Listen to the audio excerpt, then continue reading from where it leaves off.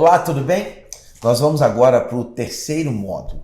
Nesse terceiro módulo, a gente vai falar hoje sobre a importância das Escrituras. Recapitulando um pouco o que a gente falou anteriormente, por que a Bíblia era importante? Porque o homem pecou e a partir desse pecado, esse homem se afasta de Deus e deixa de se relacionar com Ele. E isso é uma perda imensurável para o homem. Então, quando a gente fala da importância das Escrituras, é óbvio que a gente precisa retomar isso. A gente retoma a questão do pecado. Então, se esse homem ele pecou e ele se afastou de Deus, agora esse homem precisa voltar a Deus. E o maior interessado de que esse homem volte para Deus é o próprio Deus. Então ele tem interesse que esse homem volte à comunhão consigo. Então a Bíblia, ela é uma maneira de Deus se revelar aos homens. A Bíblia revela o amor de Deus ao homem. Por meio da Bíblia, nós sabemos que Jesus Cristo é uma manifestação de Deus devido ao amor de Deus a nós. Como nós lemos em João capítulo 3, verso 16. Porque Deus amou o mundo de tal maneira que deu seu Filho unigênito para que todo aquele que nele crê não pereça, mas tenha a vida eterna. Então, a Bíblia apresenta que nós fomos resgatados por Deus, redimidos, e por meio disso, dessa ação divina, nós recebemos vida em seu nome. Então, uma coisa que precisa ficar clara para nós é: Deus se revelou, e essa revelação de Deus se deu ao homem de três maneiras. A revelação geral, que nós chamamos de criação, a revelação especial, que é a palavra de Deus ou as Escrituras, e a revelação suprema, que é o Filho. Então, a partir disso, nós vamos estudar agora e compreender essas três revelações de Deus. Primeiro, a revelação geral ou a criação. Salmo de número 19, verso 1 diz assim: os céus manifestam a glória de Deus e o firmamento anuncia a obra das suas mãos. Romanos capítulo 1, verso 20 diz assim: porque os atributos invisíveis de Deus, assim o seu eterno poder, como também a sua própria divindade, claramente se reconhecem desde o princípio do mundo, sendo percebidos por meio das coisas que foram criadas. Tais homens são, por isso, indesculpáveis. Olha esses dois textos. Primeiro, lá no Antigo Testamento, Salmo 19 diz que os céus e o firmamento, tudo o que existe, manifesta a glória de Deus e anuncia as obras das mãos de Deus. Ou seja, tudo que existe, toda a criação, ela manifesta a glória de Deus, ela apresenta Deus. Dentro da filosofia, dentro do platonismo, o platonismo ele tem uma visão negativa da matéria, das coisas que foram criadas. Então, dentro do platonismo, entende-se que a matéria é uma coisa inferior devido à filosofia platônica e que tem uma herança ou que influenciou diretamente a teologia cristã lá no início da igreja, onde os pais da igreja têm uma influência grande, até aqueles que depois defendem, os primeiros defensores da fé cristã, eles utilizam um pouco da filosofia e dessa herança filosófica para poder defender a fé. Então mistura um pouco e a gente tem uma herança então platônica a respeito disso, onde as pessoas então interpretam que as coisas criadas são negativas. É lógico que isso aqui é um estudo maior que a gente vai ter também uma matéria falando sobre isso, sobre filosofia, não um módulo, mas uma matéria, e depois, se você quiser, você vai aprender um pouco mais sobre a filosofia e a filosofia cristã e vai poder entender um pouco melhor isso que eu estou falando. Mas por que eu estou falando sobre isso, sobre esse aspecto filosófico? Porque para alguns as coisas criadas são negativas e não manifestam Deus. Mas na Bíblia, Deus se manifesta através das coisas criadas. As coisas criadas não são negativas. As coisas criadas manifestam Deus. Há uma beleza na criação. Só que a queda do homem o pecado do homem desorganizou, causou algumas rupturas. Então, a partir dessas rupturas que o pecado causou, houve uma desorganização na natureza. O pecado do homem afetou a natureza. Então, a partir disso, a gente não consegue mais ver claramente Deus através das coisas criadas, e também as próprias coisas criadas estão agora desorganizadas. Então, haverá, no tempo certo de Deus, uma restauração plena de todas as coisas.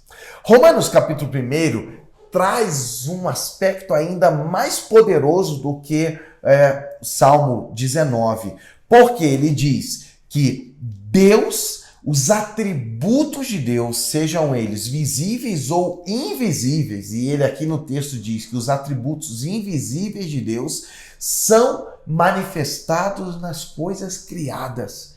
Que texto poderoso! Quer dizer que através daquilo que Deus criou, o homem poderia ver Deus e ver os atributos de Deus.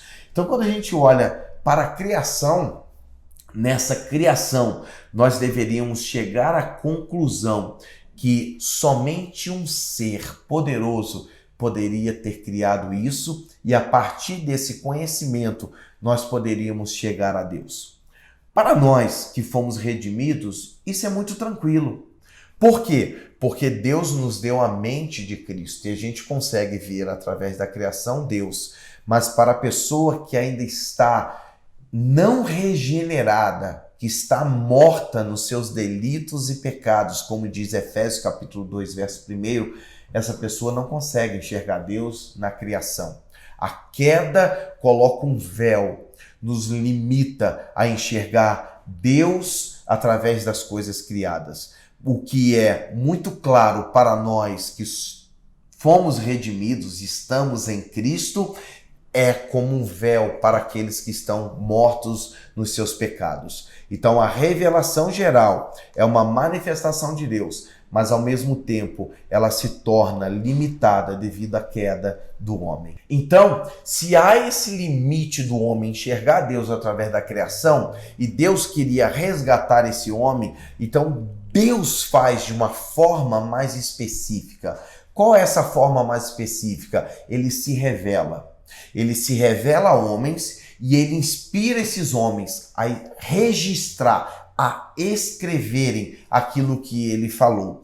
Então há uma revelação de Deus e a partir dessa revelação de Deus há uma inspiração de Deus para que essas pessoas registrem aquilo que ele falou.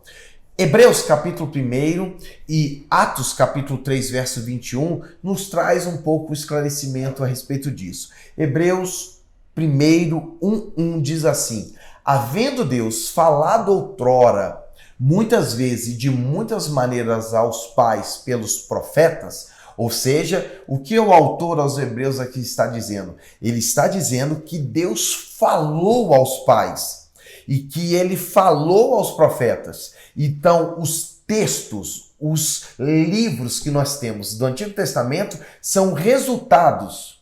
É o resultado daquilo que Deus falou a esses homens. E Deus inspirou esses homens a escreverem. Atos capítulo 3, verso 21. Pedro, ele olha para trás e interpreta que aqueles livros também tinham essa autoridade. Ele diz assim: ao qual é necessário que o céu receba, até aos tempos da restauração de todas as coisas, de que Deus falou por boca dos seus santos profetas desde a antiguidade. Nesse caso, Pedro está dizendo que Deus havia falado desde a antiguidade através dos profetas. Então, Lucas, ao registrar isso no livro de Atos, ele está registrando uma declaração de Pedro que, ao olhar para trás, ele entendeu que aquilo que foi falado atrás foi uma fala diretamente de Deus. No Evangelho de Lucas, capítulo 26, verso 29, diz assim: respondeu Abraão: eles têm Moisés e os profetas, ouçam-nos. Olha que interessante, Jesus, ao trazer aqui uma metáfora, uma analogia, o que ele fala? Ele diz que aqueles homens tinham agora de revelação para eles Deus falando por meio dos profetas, por meio do Moisés. Ele usa aqui duas divisões do Antigo Testamento para eles, né? O Antigo Testamento dos judeus, eles eram divididos em três partes: lei, profetas e escritos. Ou lei, escritos e profetas. Então, lei era Moisés, então quando ele diz assim, eles têm Moisés e eles têm os profetas. Os escritos eram o livro de Provérbios, Salmos, Jó, são os escritos para os judeus. Então, dentro daquele contexto ali, os profetas, eles eram a revelação de Deus. E Jesus diz assim, vocês têm dificuldade de ler aquilo que a criação traz? Mas Deus trouxe uma revelação a vocês. Deus falou a Moisés, que é a lei, e Deus falou por meio dos profetas. Então vocês têm uma revelação de Deus para isso, que é a revelação especial às Escrituras. E por fim, tanto a revelação geral quanto a revelação específica, elas apontam para um Criador. E na revelação das Escrituras, esse Criador é Deus Pai, mas é o Deus Filho também. Então Deus se manifesta na pessoa de Jesus. E essa revelação de Jesus eu trago aqui como revelação suprema de Deus, o Filho Jesus. Hebreus capítulo 1, verso 1 e 2, nós já lemos o verso 1 de Hebreus, né, que fala da revelação de Deus por meio dos profetas, que Deus então está falando outrora de outras maneiras. No versículo de número 2 é muito específico a fala do autor aos Hebreus. Ele diz assim: nesses últimos dias Deus nos falou pelo Filho, a quem constituiu herdeiro de todas as coisas, pelo qual também fez o universo. Olha, se na revelação geral, que é a criação de Deus, Deus se manifestou por meio do Filho, porque o Filho é agente de criação, é o ser criador, mas ele diz que Deus também se manifesta agora na pessoa do Filho. A revelação suprema do Pai é o Filho. Deus se manifesta ao Filho. João, capítulo 14, verso 9, diz assim: disse-lhe Jesus, Filipe, há tanto tempo estou convosco e não me tens conhecido? Quem me vê a mim, vê o Pai. Como dizes tu, mostra-nos o Pai. Olha que interessante. Nós estamos agora diante de um diálogo. Jesus está diante dos seus discípulos e um milagre ocorre.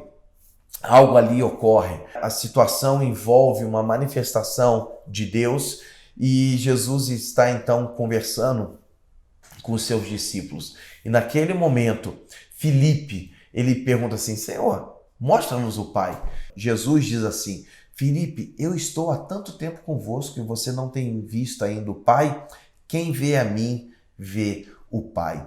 A maior manifestação de Deus sobre a terra é a pessoa de Jesus. Quem vê o Pai, vê o Filho. E quem vê o Filho, vê o Pai. Quando estamos em Jesus, nós temos acesso ao Pai. Essa é uma questão fundamental para aqueles que querem se relacionar com Deus. Se relacionar com Deus envolve diretamente o relacionamento com Jesus, com o Filho. Isso é fundamental para nós. Então, trazendo aqui um resumo do que a gente falou, a revelação especial, ela nos trouxe o conhecimento da revelação suprema, Jesus Cristo, o Filho de Deus. Então, era necessária essa revelação, tanto especial quanto a suprema, devido à queda do homem. E esse homem, então, ter dificuldades, como um véu que tampa o seu olhar, para que ele pudesse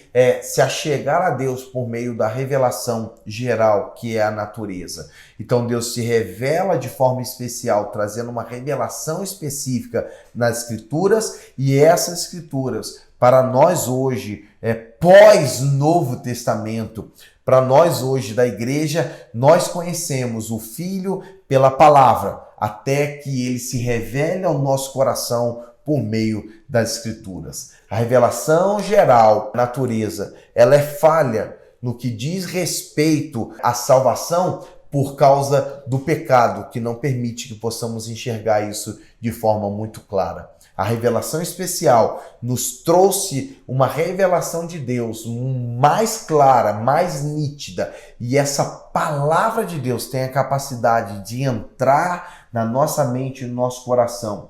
E como logos divina, trazer vida dentro de nós e nos iluminar para podermos enxergar quem é o Filho. Então, a revelação especial é de suma importância para trazer essa revelação geral. A Bíblia é um registro inspirado por Deus para nos trazer essa revelação clara da vontade de Deus e do próprio Filho de Deus. Para encerrar esse momento, eu quero ler João capítulo 20, verso 21, que diz assim: Estes, porém, foram registrados para que creiais que Jesus é o Cristo, o Filho de Deus, e para que, crendo, tenhais vida em seu nome. João registra aquilo que foi escrito. Ele diz assim: esses escritos, eles foram escritos para que possa produzir fé no coração, para que você possa ter fé em Jesus, que é o Cristo. Cristo é o Messias. Cristo é uma transliteração do termo grego Christos, que a tradução é o ungido. No Antigo Testamento era Messias, no Novo Testamento é Cristo. O termo significa ungido, ou seja, o rei que Deus enviaria para reinar, o ungido da parte de Deus que viria. João está dizendo: Jesus é o Cristo. Esses escritos, o que nós temos escrito, isso nos favorece a conhecermos o Filho. E a partir do momento que conhecemos o Filho, sabemos que ele veio da parte de Deus. E quando nós cremos nele como Filho de Deus, nós podemos ter vida. Ter vida é ter vida aqui, porque ele vem se manifestar em nós e viver em nós, e essa vida que se estende pela eternidade. Que Deus nos abençoe. No final dessa lição vai ter algumas perguntas para que você possa fixar melhor essas aulas, esses módulos e que possamos continuar crescendo. Que Deus nos abençoe.